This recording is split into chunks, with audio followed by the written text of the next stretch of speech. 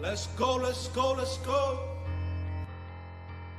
Crypto talk with Thomas G. Yeah, dog. Bringing heat, mining sprees, and we're farming all around, including E. Yeah, dog. Bringing heat, mining sprees, and we're farming all around, including got me on Nevex and bought me some Joe. Farming go crazy, you know how it goes. Zoopy on Phantom, I got a few notes. Sticking my Rex, you know I'm gon' hold. Getting these calls from the dog pound. Buy my dot for the next round. Now I'm coming up off the compound. Got my drip off the rebound.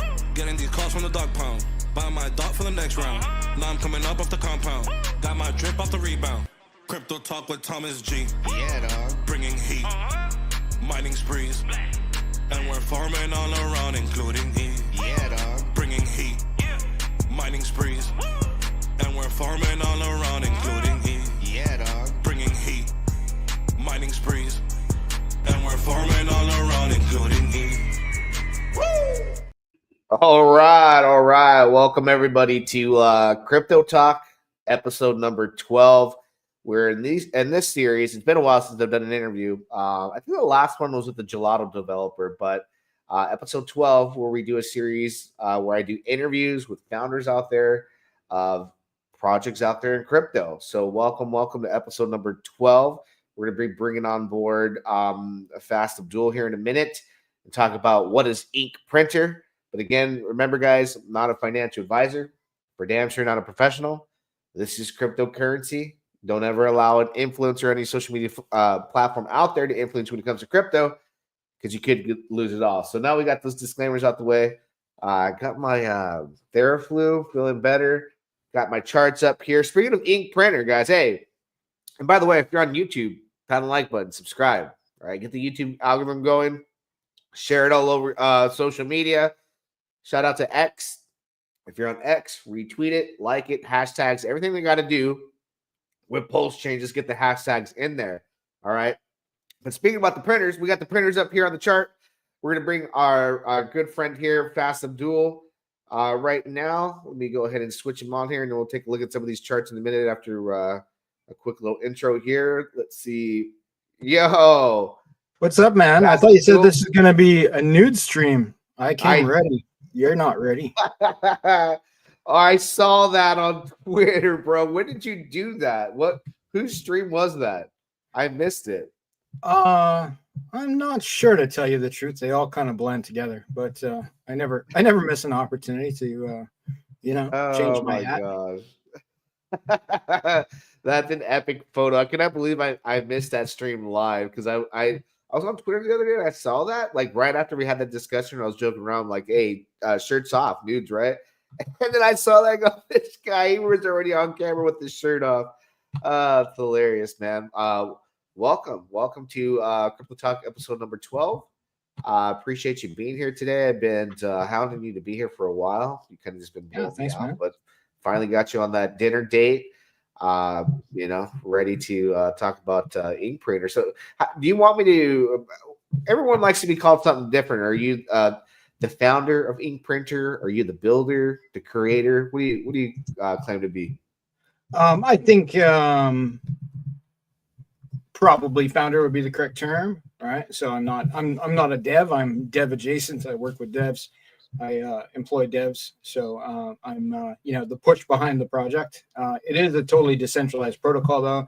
There's no admin keys. It's completely immutable. So, once it's launched, it's just between whoever's using it and the code, right? There's not anything that can be done to change the code once it's live on the blockchain. All right, let's see. You said switch. Looking switch sides. Let's see. Yeah, or just switch the camera. So I'm looking at you. This is just where my camera has to be in this room. Oh, okay. How do I do that on here? I'm trying to see you. I'm not sure. I'm usually not on that side of the table. It's fine. Okay. There you go. Does that work? Oh, yeah. Now we have a conversation, right? I'm not looking off into the distance. Yeah, you were looking that way. My bad. Cool. Thank you. So yeah, I mean, I don't know if people know you. Who doesn't know you? A lot of people out there may or may not. Just take a look at. You are also behind and the founder of a project we'll take a look at here called 2Fox. Yeah, co-founder actually. Co-founder. Yeah. Okay. Yeah. There's a lot of big whales in 2Fucks. I know Yeah. once I found out about Tiago, I was like, all right, I'm going to get in on this. How's 2Fucks been doing for you guys? Pretty good. It's working very well. There's a lot of participants. The liquidity's gone up and down and so on and so forth, as it tends to do. But I think we're pretty happy with the overall result. It is far and away the most complicated contract or series of contracts on the Pulsechain. This is the heaviest code that exists on the Pulsechain by far. So yeah, we're happy we were able to get it out there. We didn't understand how heavy it was before we started it, but we know now. Yeah, you know what? I was when I first found out about it, I go, listen, this is like position yourself as if you're preparing for the bear market already. Like you gotta always prepare for the bear market, even at the beginning of the bull, especially when you get towards the peak. I mean, who knows what's going on right now? Market's kind of shaky though, across the board, not Pulsechain. Well, unless you're in like the printer projects that we've been talking about in R2R, you're up, right? Remember, but why do you think the market's acting silly? Because it's kind of like, I don't know. People are thinking that the bull market's done. I think it's pre-programmed FUD. That's not just my views, but some of the things that have happened seemed almost a little bit too magical, right? Like the recent hack on, I want to say Bybit, like it was just at the perfect point in the chart where Bitcoin was about to turn around, right? Like literally the perfect point. Things like that, it's like a little too convenient to be true. Some of these things that have been happening with crypto, but like the overall sentiment, if you look at like the big macro things that are happening with, the Trump government in the U.S. and changes to legislation, ETFs, the things that are making crypto, as we understand it, start to touch traditional finance. It all points towards a shift from traditional finance to crypto. Now, will that happen this year, this cycle? Maybe not. I can't say, but definitely, I feel like the writing's on the wall. Yeah, it's interesting to see what's happening in our government right now, like with Doge, because it's now a time of transparency. So you're seeing everything get exposed, all the dirty laundry on X. And how convenient is it? We have blockchain. It's the most transparent form of communication in the world that people can just log on and take a look at what's going on. I was watching Fox Business, the past couple weeks, and they keep talking about tokenizing Solana, right? Mm-hmm. Using Solana to tokenize bonds, stocks, 401ks, and basically Wall Street. So that'd be interesting. Like you said, the time frame, how long that takes, who knows? But ETFs for Solana are happening, things like that.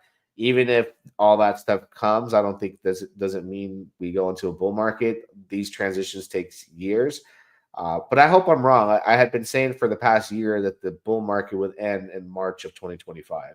And I've been shouting that out for a while. I'm in the position where I'm like, I don't want that to be true though. So when you say end, like like maybe the high could be in March of 2025, but like it's not like everything just falls off a cliff, right? And then if we look at like historically, we've seen like, okay, Bitcoin tops and then money starts to flow into Ethereum, and then it flows from Ethereum to other EVMs, etc., which we haven't really seen yet. Right. So the top of the Bitcoin price isn't necessarily, definitely for something like Pulsechain, could be months and months away from the top of the Pulsechain price. So even if that was the case, I still feel bullish on the Pulsechain in particular, but also other EVMs and, alt currencies in the crypto market. Yeah. Like my first experience with my first cycle, I was buying Bitcoin like $200, and then we went on that mega bull run, and I think it was when the Winklevoss brothers started really surfacing about buying Bitcoin, and they were doing some things with Gemini. That year it went up, and then when it hit $20,000, I was like, it's going to 100,000.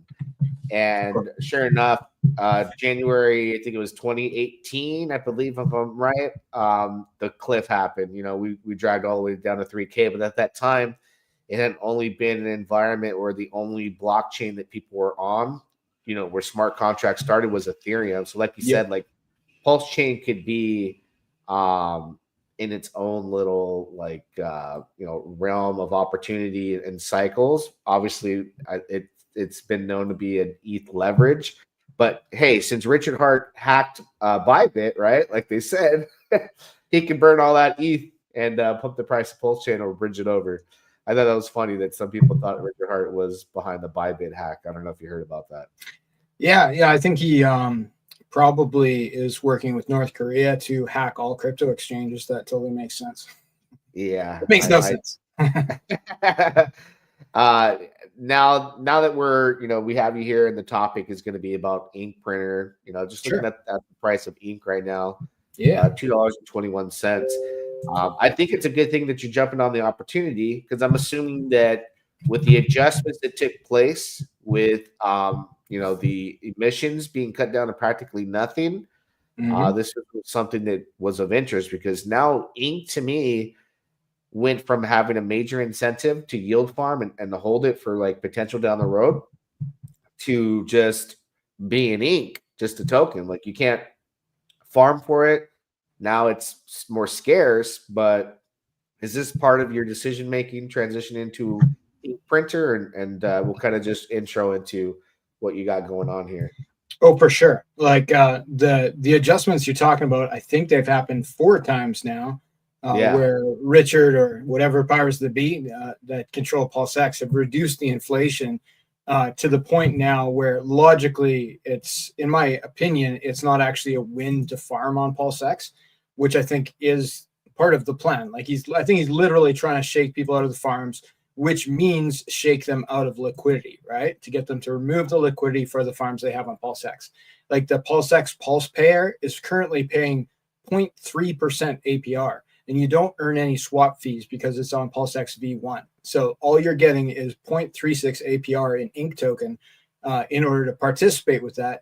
Your impermanent loss logically is going to exceed 0.36%. It literally makes no sense to participate with that farm, which still has 15 million in liquidity. But, I think he's probably going to reduce inflation again and again and again until that liquidity is down well under $10 million, right? And the reason he would do that, in my opinion, is twofold. The most obvious thing is he's planning on pumping the price, or thinks the price is going to pump, and he wants thinner liquidity, so it's easier and or less expensive to do that. But then the other thing that could be on the table is that there's a different future for the ink token than just being a token that's given away to sell. That's the future that I'm really interested in. And if you ever look on the Block Explorer and you pull up the ink contract, you can see that it actually has code, right? It has voting functions. It has like all kinds of functions you don't need in a token that could just be an ERC20 token that is just meant to be sold, right? It could be just like literally meme coin code, but it's not meme coin code. It has code, real code. So, to me, I think this is one of the indicators that, ink's going to be worth something and it's going to go somewhere. And so the concept of ink printer being a stable coin that uses ink as collateral to mint becomes very attractive. It's interesting you hit the mark on the liquidity number you mentioned about making them thin out to about the 10 million mark, because I remember when Hex was so low, when it got around the 10 million mark, there was a lot of FUD about the liquidity, and people started to bring that topic up. And he on camera, you'll probably see it all over Twitter, where he's just like, low liquidity, price go up. I'm smarter than you. And kind of like, letting people know that thin liquidity will bring massive X's versus thick LP, because massive LP is sell pressure. So removing that helps the price go up many X's. So the thing about that too is he had a lot of the supply of Hex at the time. It was just eHex. Now he has an entire ecosystem, so he has to do things differently. I think, like you said, he's preparing for a big push forward. Whether he does that on his own or the market does that because the entire market starts to go up, and as a whole brings Pulsechain up too as well.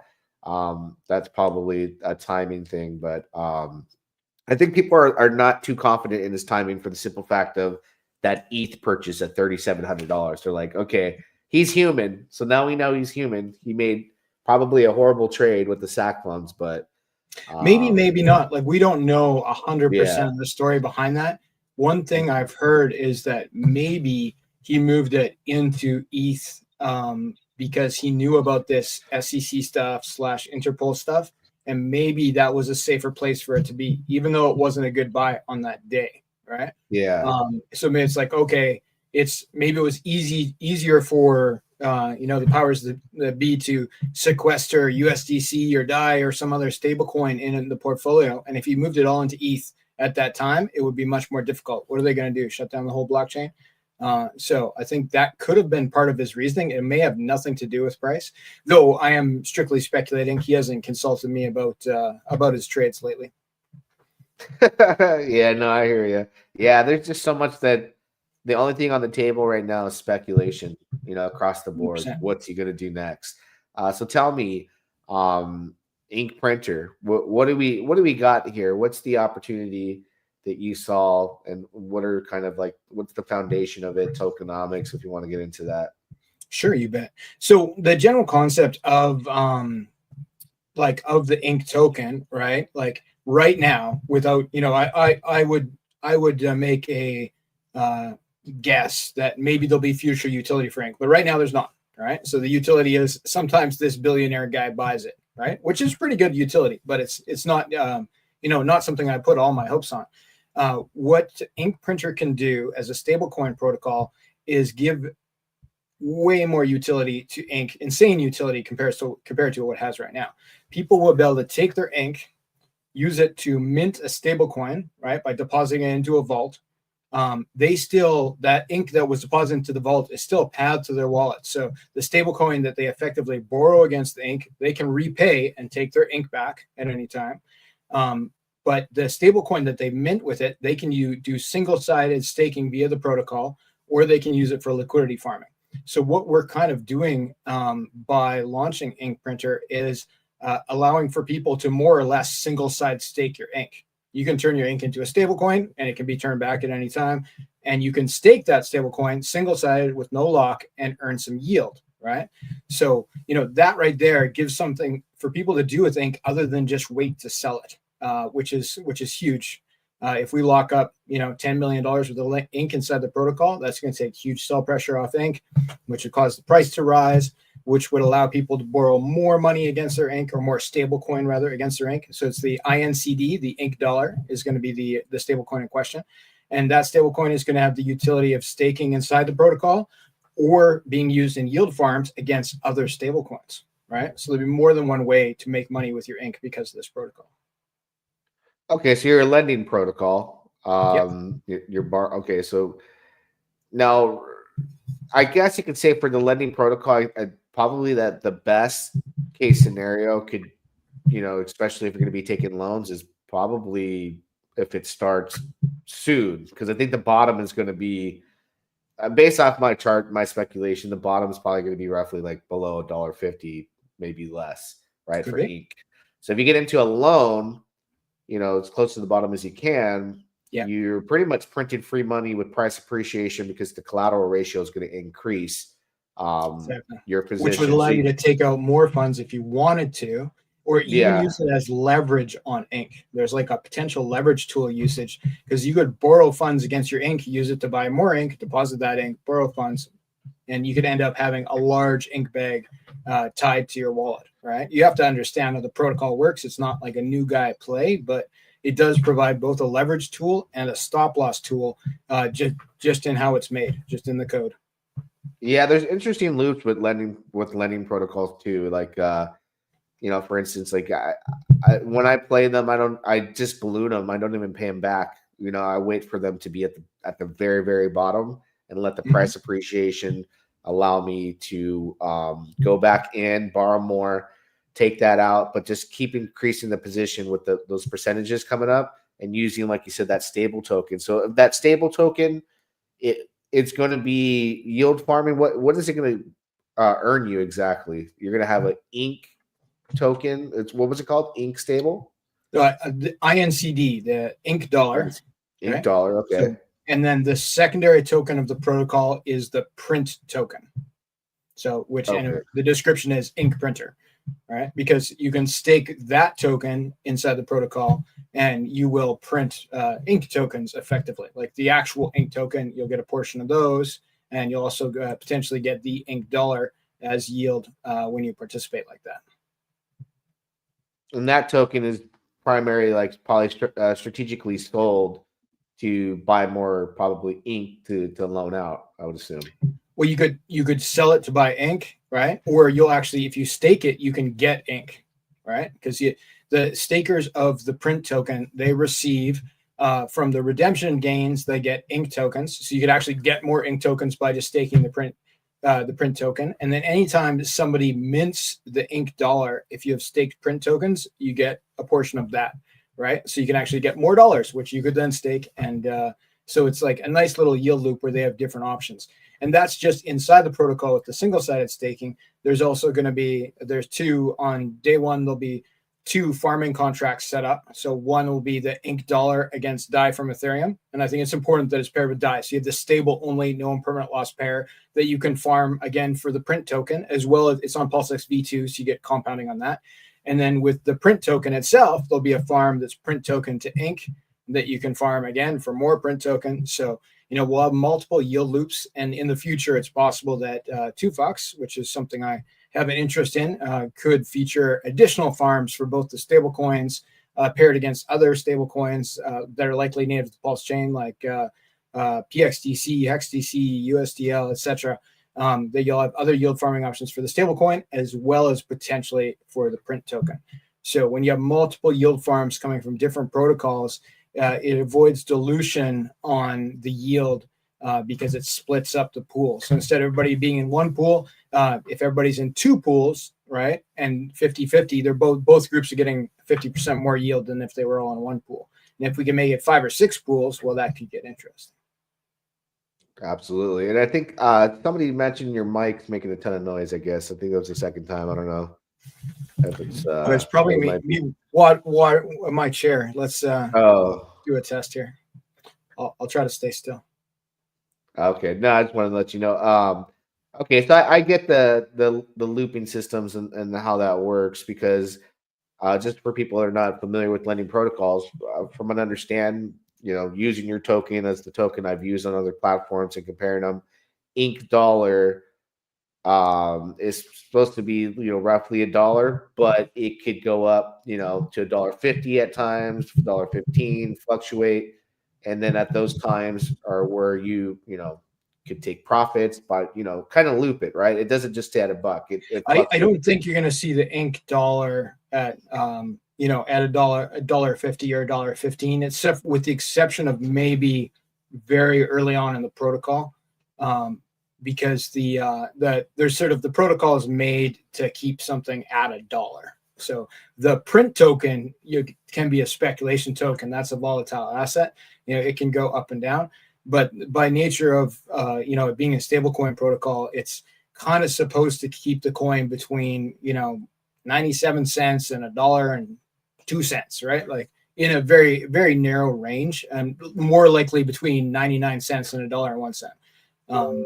If there's a large discrepancy in either direction, there ends up being an arbitrage event, right? That's built into the protocol where people would take the profit one way or another. So if it was at $1.50, for example, which is not, I'm not saying it's not possible, it's totally possible it could get to $1.50, but if you saw it was at $1.50, the play would be to take your ink, go into the protocol, mint, it will still mint it with $1 worth of ink. You could buy a $1.50 token if that was the case. And then you would take that stable coin that was worth $1.50 at that second, and you would sell it into something else like USDC from Ethereum or DAI from Ethereum and arbitrage that 50-cent difference. And that would very quickly, the knowledgeable players would bring the price down to $1. And if it's in the other direction, if it's 97 cents, right, which is maybe a price you could see, then you could go up and be like, okay, I have a 3-cent discount on stable coins. You could buy it for 97 cents, and that which may well push it up. If enough people do that, it may push it to the $1 anyway. But then you could take that 97-cent dollar and exchange it via the protocol for $1 worth of ink, right? And arbitrage that 3%. So we're unlikely to see for any long period of time that those kind of price fluctuations. And if you do see them, this isn't advice of any kind, but you could possibly have an arbitrage that you could enact yourself.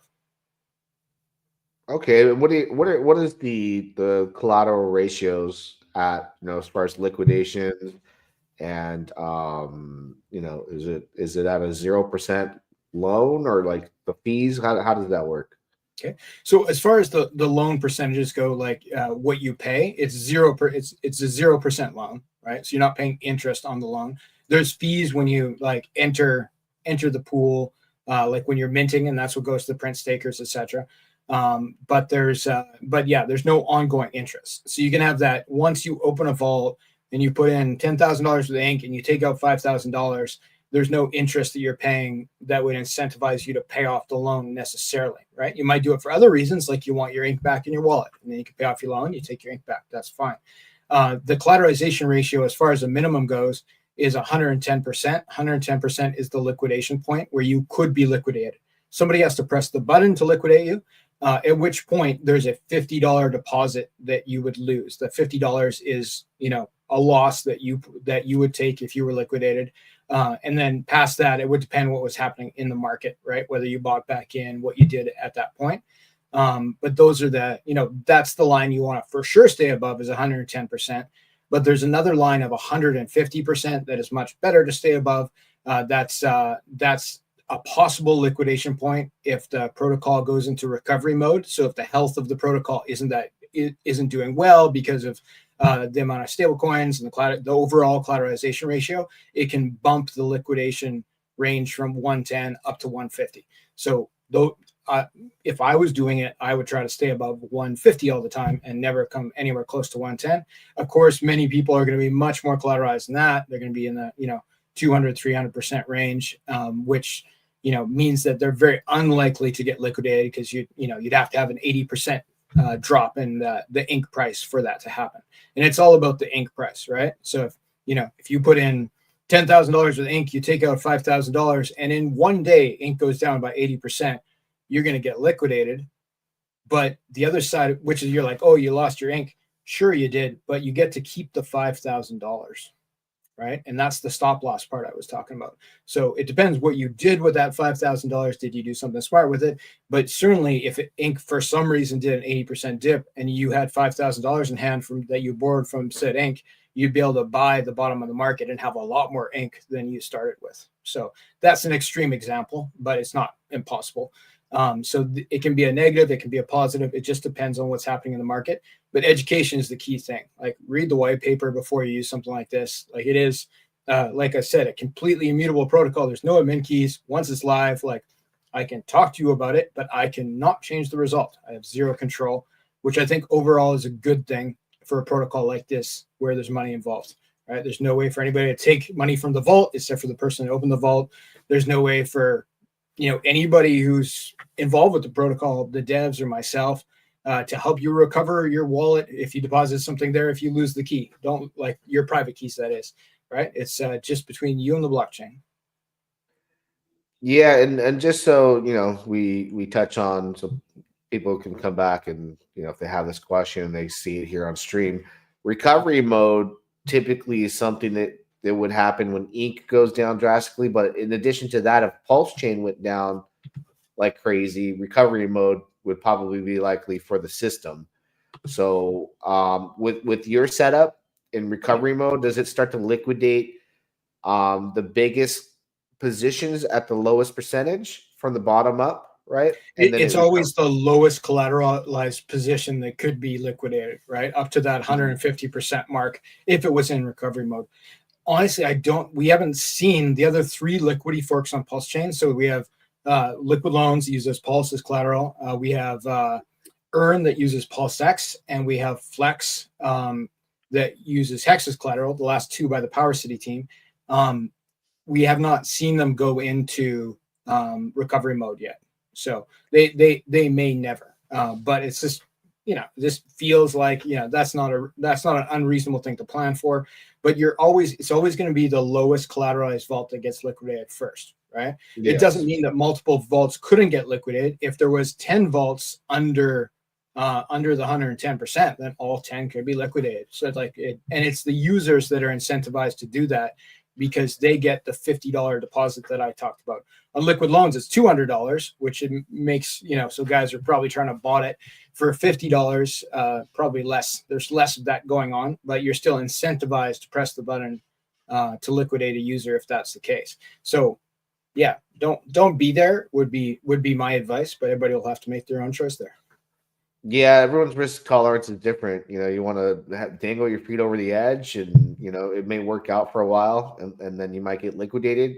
But there's ways to play both sides of the fence, because I imagine you could put the ink dollar into staking, so when liquidations are absorbed, you would be earning ink to your wallet. Is that how that right? Just comparing your system with everything else, I'm trying to voice it how I think I understand it. No, it sounds like you have a decent understanding. So the ink dollar, INCD, you'll be able to stake it via the protocol, which will give you the print token, right? So you can get the print token that you could then sell or stake again. But anytime there's a liquidation, you get a portion of the ink from that liquidation, right? So you get paid potentially ink to stake the ink dollar. So it's another revenue source.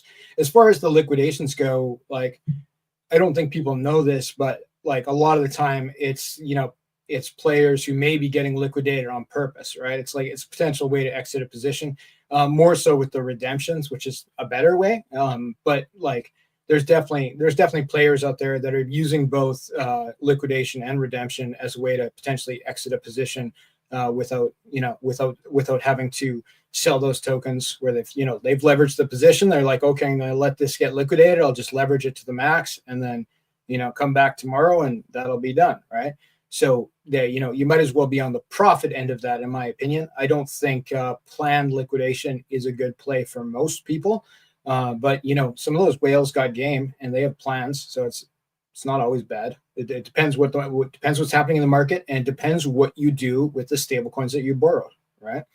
And it depends if you have insight on what's happening in the market. If you thought ink was going to go down by 80% tomorrow, and you had, I don't know, a stupid amount of ink, $20 million, right? A ridiculous amount. Be like, okay, I can't sell this $20 million of ink without, dropping the chart to near zero, but I could take a loan out against it and get liquidated tomorrow and still have the stable coin that I borrowed, right? So that'd be another extreme example of why somebody would do that on purpose. Yeah, I'm in some other protocols that are smaller, where I guess you could say I was able to crash the price and stake my what you would call ink dollar to liquidate people and pay me. Yeah. Manipulate that. I'm not a ink whale like that to do something like that. You would need a lot of money. But what I think people will probably need to understand too is, if you want to, like, let me run an example. You have 10,000 ink dollar tokens staked, right? Or staked, and $100,000 of liquidations happen. That ink gets rewarded to you, but you would be losing some of your ink dollar in replacement of receiving ink. What's that percentage off? How much would you end up with if you have 10,000 ink dollars staked and 100,000 gets liquidated in ink in your system? What's the replacement of rewards? You're totally right. I don't have those numbers right off the top of my head. It's the same as every other liquidity fork. It ends up being a marginal difference. So you end up like, you lost some of your ink dollars, or if this was liquid loans, you would have lost some of your pulse in return for the liquidation gains. But it's a minimal amount you lose compared to what you gain. You are ahead in the transaction, right? So there's as far as risk in the single-sided staking of stable coins, it's definitely weighed in your favor. I guess the only vague exception would be, again, like we'd have to do extreme examples with like 90% price drops in a 24-hour period, right? It's like, when these things have, the liquidity they do, it's very unlikely to occur. And unless you were in a spot to take action at that exact moment and buy said dip, then you wouldn't have had those gains anyway. So the system's, very much set up to benefit the people who stake their stable coins they will likely profit from any and every liquidation. So, but again, I do have the exact numbers. It'll be in the white paper. There's a lot of numbers bouncing around in my head right now.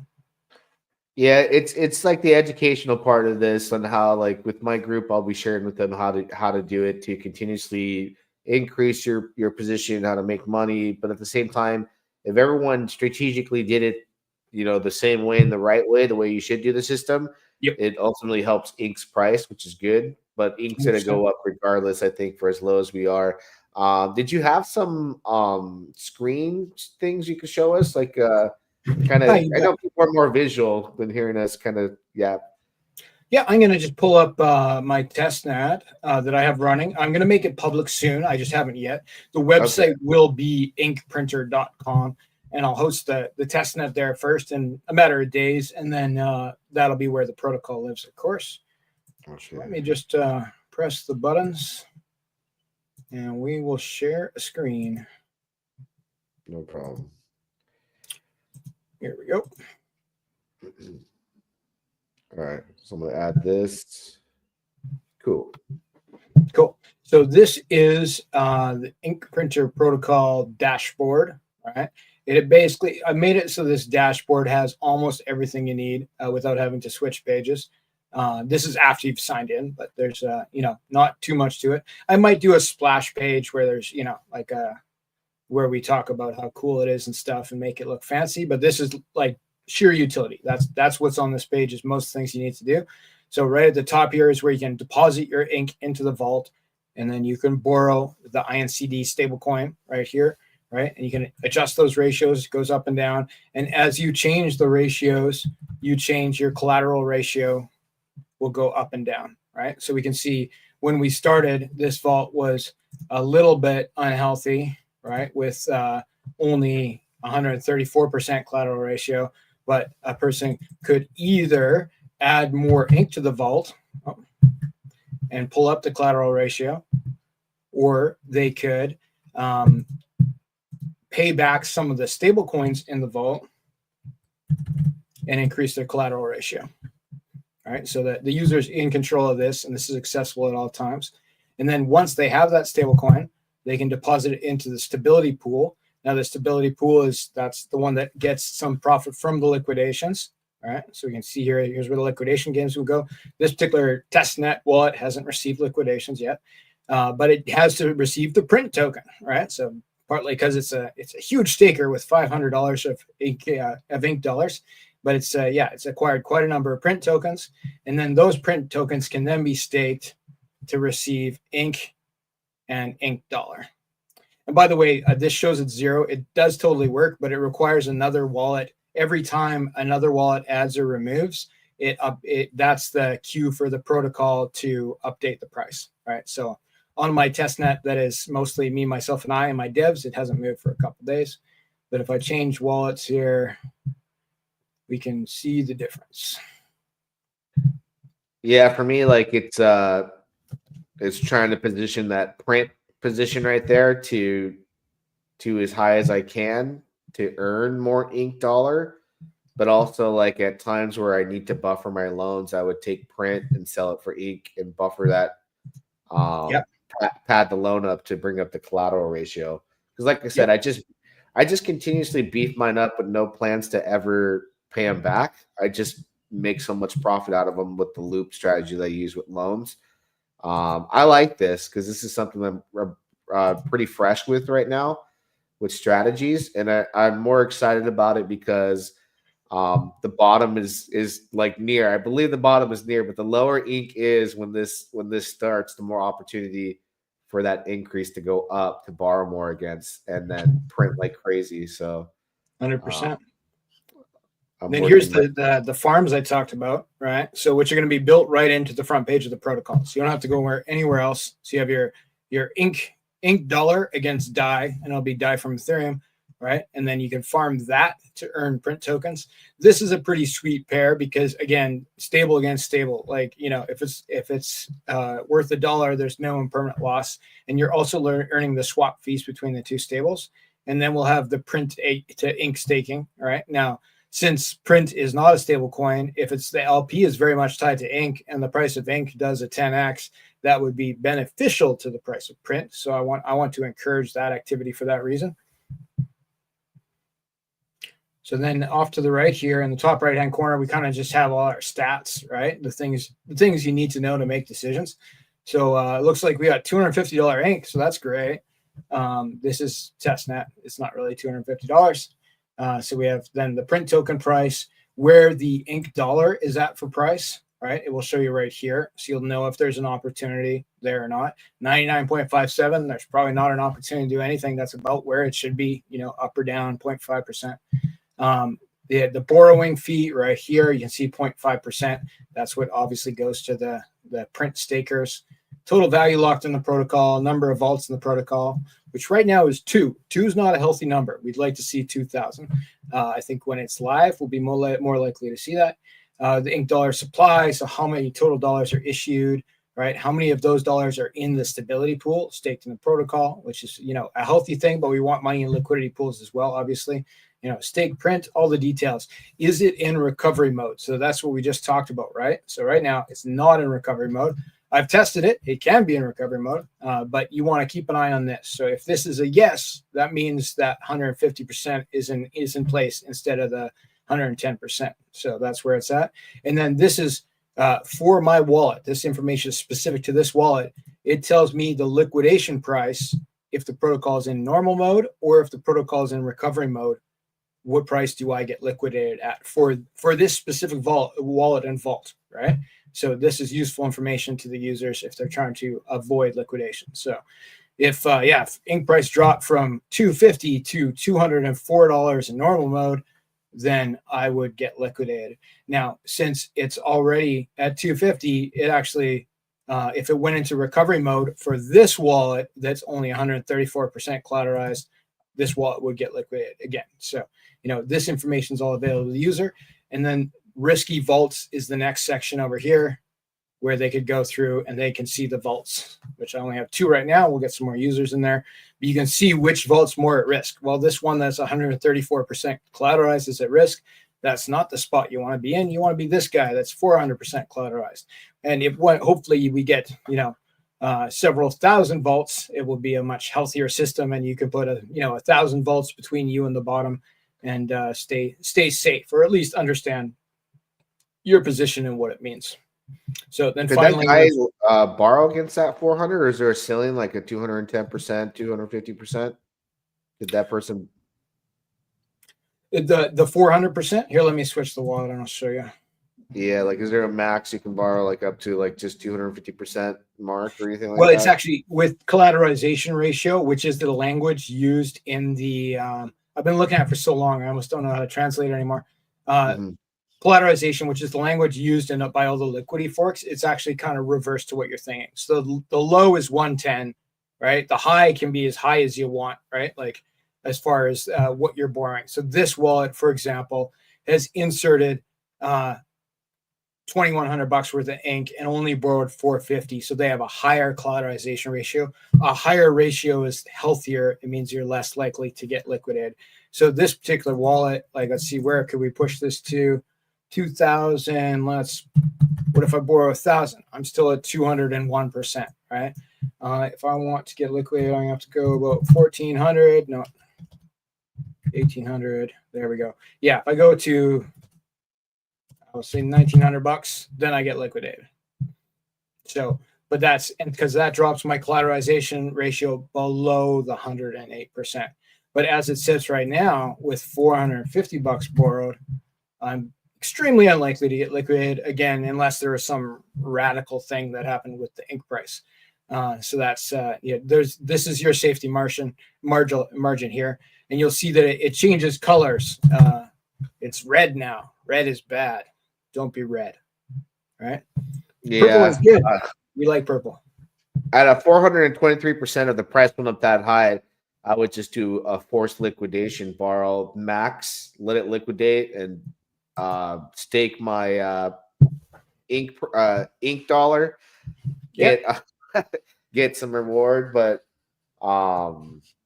obviously that's a crazy number to be, because there will be people that are 420, 500%. I see them on the platforms. I'm like, did they forget that they got so much? Maybe they're waiting for the price to go up more. I don't know, but Well, ink they're can just do they're just numbers. being really safe, right? Like look at this. Like I can put in 1,000 ink, and now I know it's still only borrow $450. Now my collateral ratio is a stupid number, right? That doesn't make sense. But like, yeah, you can change it to whatever you want by inserting more ink and not borrowing more stable coins. It makes you infinitely safe, but like you've lost your leverage, right? Because now you've borrowed $450, on like $25,000. Well, no, $250,000 of the ink. Well, that's not really a good use of funds, in my opinion.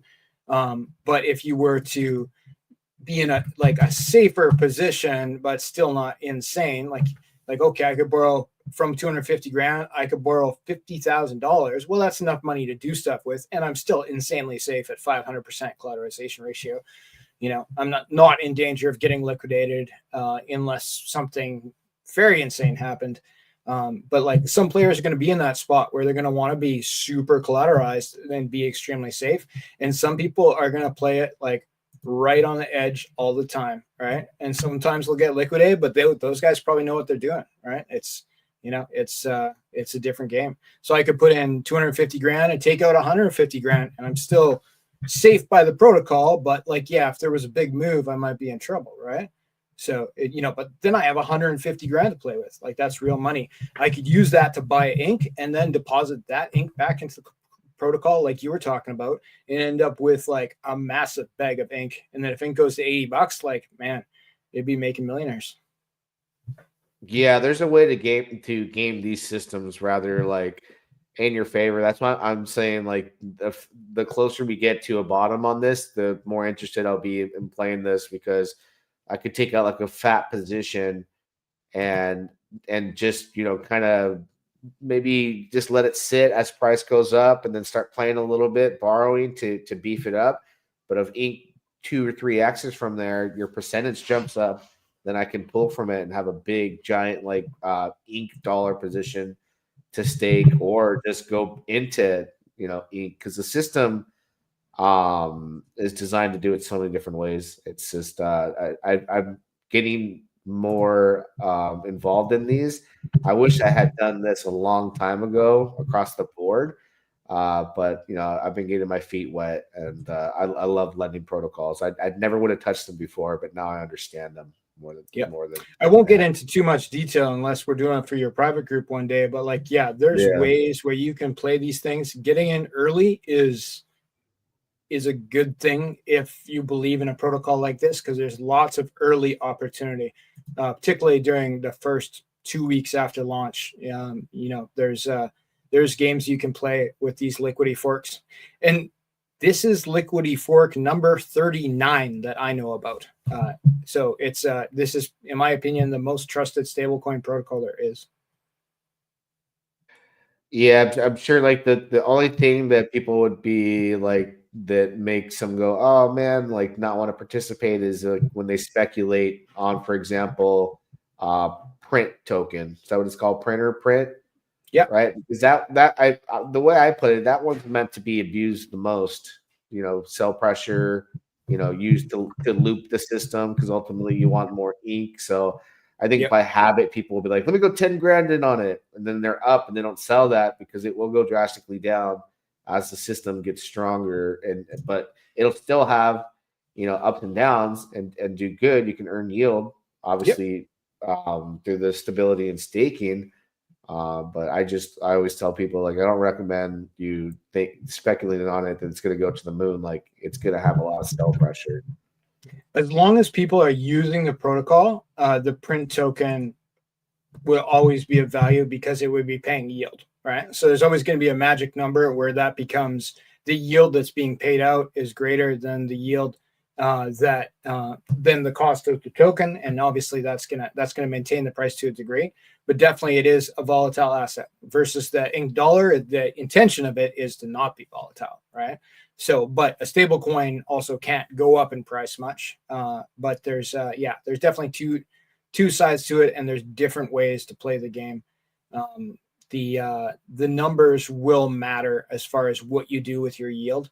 But the beauty is that people can get the print token for free. All right. So for $0, you can get the print token if you mint the stable coin and stake it inside the protocol, right? Or enter the LP pair that is stable against stable. Those both get rewarded with the print token, right? So, and then the print token you get for free, you can then stake to get the ink dollar and to get additional ink tokens, right? So if you might not worry about the price going up and down on something that you got for free that is also paying you yield just to have in a contract. If you're the kind of guy who wants to set it and forget it, you could be pressing the buttons once a month. Okay, collect your print here, deposit here, collect your ink here, deposit here, right? Like it all flows together without even leaving this screen.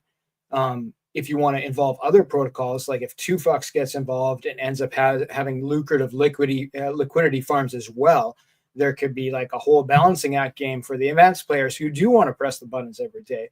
And we'll always be able to shift from this pool to that pool, this pool to that pool, sell this print and buy this ink and, do the best play. It depends what kind of player you are. Yeah, like if you are like busy at a job and all that, I want to be sitting close to 110%, like at 120% ratio. I'd be at a high, if you're going to play that, be at a high collateral ratio, or just sit in the stability pool with your ink dollar, earn yield, and then if someone gets liquidated, you get some rewards. So like that's kind of like when I play with these, if I'm going to be gone for a few days, right? I buffer my loans up. And I go mainly like stability pool status to earn. And while I'm gone, the risky loans get liquidated and I'm happy, earning yield plus some, in this case would be ink token. So yeah, these definitely are printers though, these protocols when done the right way. So, and like you mentioned, if you want to come into the private members only group at one night and join us and talk more strategy, I'm definitely going to be going through that because I love opportunities like this, especially where the price is now. Now, if ink was $30, I want to be, and I'm thinking it's the peak of the bull market. I want to be messing with a loan. I would be maybe stability pool, but this is a prime example of opportunity at these prices. Yep, and I think an important note here. With the ink printer protocol in particular is there was no sacrifice for this, right? Like I'm just going to send it. It's just going to be there one day and people can use it. There will not be $55 million in sell pressure on the print token. That could dramatically change how this rolls out over the next 6 months compared to other protocols, right? There's not a bunch of people waiting to dump on your heads. There's not a huge sacrifice and, people with possible expectations for what's going to happen. If anyone's participating with this, they're doing so because they chose to and for no other reason, right? So there's like just a completely different dynamic where no one sacrificed for the ink token. They got that for free from farming on PulseX, right? Some people might have bought it, but most of them got it for free. And then no one sacrificed for the print token. They could also just get that for free, or they could choose to buy it, right? It was their choice, right? And then once they get it for free, they have an option to stake it, right? So you get something for free that will then pay you to stake it. Like I think people will treat this differently than they've treated other liquidity forks because of that lack of a sacrifice and because the collateral is much different. People are going to they're going to feel different about taking a loan against their ink that they got for free than they will taking a loan against their pulse that they sacrificed for and waited 2.5 years for. And all the baggage that we have on the Pulsechain because of that stuff, right? So I think the whole vibe, including the vibe of me, is going to be different from what we saw with the other liquidity forks. Yeah, that's true. Ink is something that I see a lot of big whales just holding there too. Like they don't not even selling a lot of their rewards, just kind of just building it up. I think a lot of big money looks for places to park it and earn more. So now it's like when you got a big giant bag, like I can't do anything with this. This protocol comes out.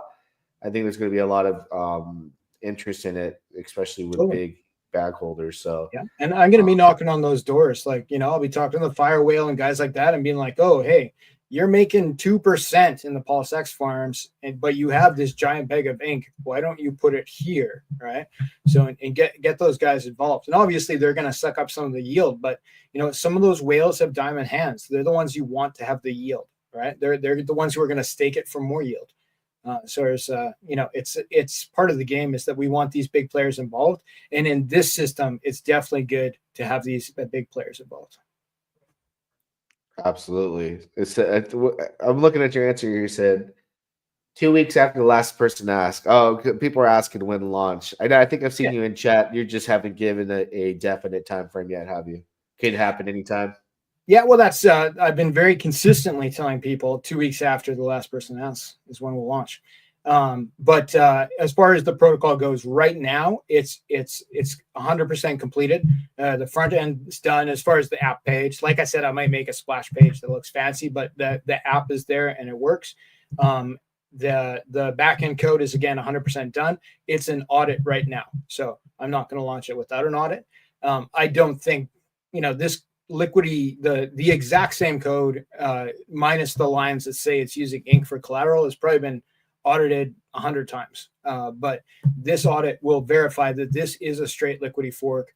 Therefore, I'm making every other audit that's ever been done in Liquidity valid, and it'll allow people to have confidence to invest real money in this if they choose to, right? Because part of a Liquidity fork is there's the upside and the downside of no admin keys, right? And immutable code. So it has to be right the first time. There's nothing that can be done after it launched.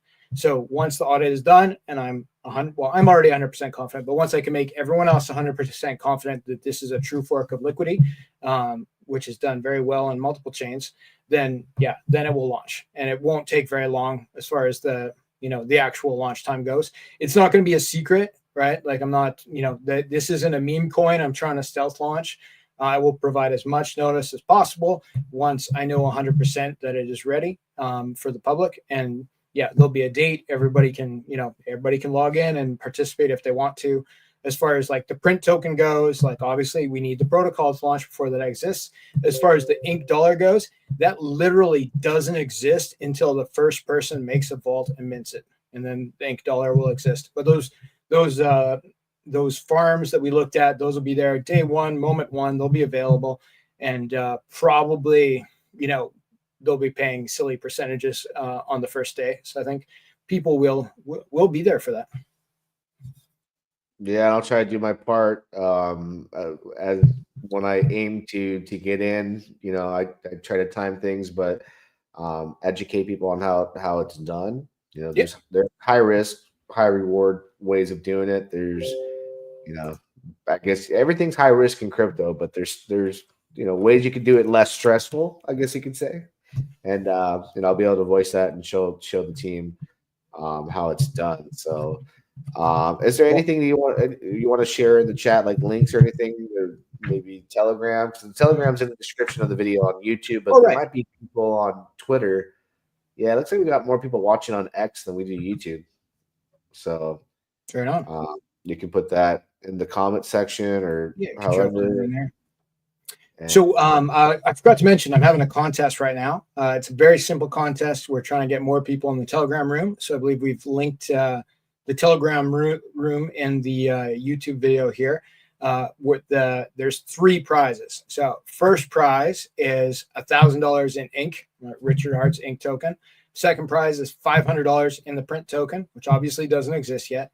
And the third prize, which maybe should have been the first prize as the way it worked out, is I'm giving away a Bored Ape Yacht Club NFT.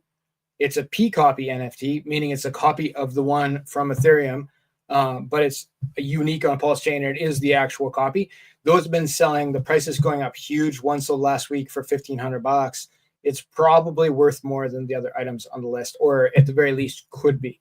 But there's been a lot of interest in that. It's from Pulse Market, and it's like, it's a legit Bored Ape Yacht Club NFT just on the Pulsechain side. There will never be any more made because only the ones that were there on the day that the fork happened are in existence, and that will ever be in existence. So that could be the one to get, but maybe you want the ink. That could be a thing too. So all you have to do is join the Telegram room. There's more details there. And yeah, more the merrier. Let's go. Yeah, guys, you heard it. You want to get your Board 8 Yacht Club P copy, chance to win some ink, some rewards. Go in the Telegram group, join, and that's in the description of YouTube. I'm trying to think, did we leave anything out today?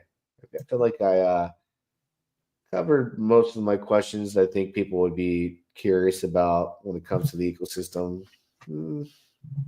Now, the only knowing question would be when launch, but you covered that. Yeah, I'm on it. Yeah, no, I think we covered most of the good stuff. There's obviously, like, you can go deeper and deeper on protocols like this, as far as like what could be done. As far as strategies, I'm going to have a whole list of strategies people can use. But hot tip, people have been making strategies for liquidity and liquid loans and other things for a long time. Any strategy that works for liquid loans, for example, you may have heard it, the haunted strategy, or Red Squirrel's got some like grab your nuts strategy. There's a whole bunch of them. They all will work for this protocol. Just insert ink instead of pulse, right? So there's tons of games people can play with this. Do your research, do your own research, BYOB, all that stuff. And yeah, check it out. Thank you. Yeah, brother, I appreciate you joining me today for about the 1 hour mark. Everybody follow him on X. I got the I think I put your link. I'll update the YouTube channel with your X account. Thank you. Definitely go into Telegram so you can chance to enter that contest. And yeah, appreciate it. We'll definitely touch base after launch, and we'll do an update interview where maybe I'll bring up my screen if I have a strategy going, and we can do something like that.